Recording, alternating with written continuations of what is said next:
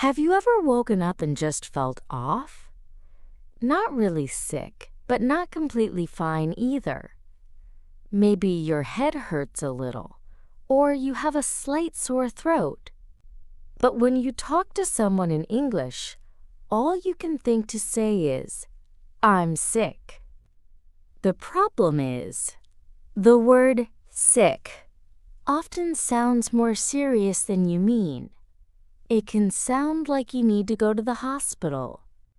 We need a better way to talk about those days when we're just not at our best.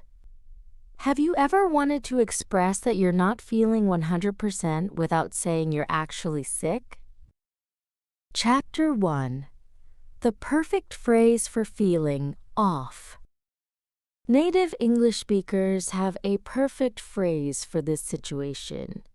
It's a phrase that explains you feel unwell, but not seriously sick. The phrase is, "I'm feeling under the weather."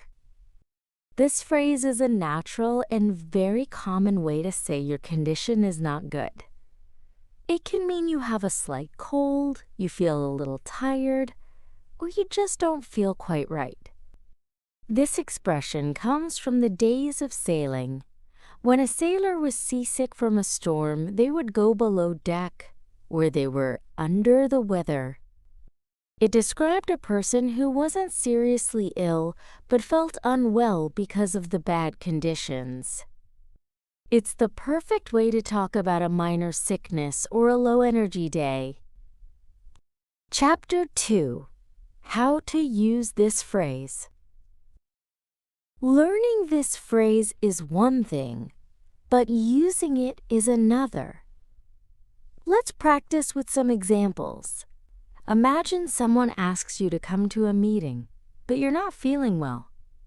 You could say, "I don't think I can make it. I'm feeling a bit under the weather."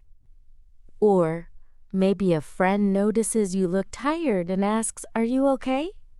You can answer, "I'm feeling a little under the weather today." You can also use it to explain a simple absence from work.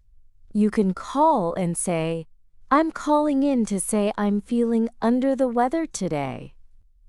This explains you're not well without making it sound like a big emergency. You can also add other words to make it more specific. For example, you can say, "I've been feeling under the weather all week." Or, "I think I'm starting to feel under the weather." The best way to make this phrase your own is to use it in self-talk. In the morning, check in with yourself. If you're not feeling great, just say out loud, "I'm feeling a little under the weather today." Chapter 3. A new way to express yourself. Being fluent in English isn't just about knowing many words. It's about being able to express your feelings and state of mind exactly. This one simple phrase, "I'm feeling under the weather," will make your English conversations much more natural and precise. You don't always have to be fine. Learn to express your real feelings with more detail. This one phrase is a great place to start. Now think about how you feel right now.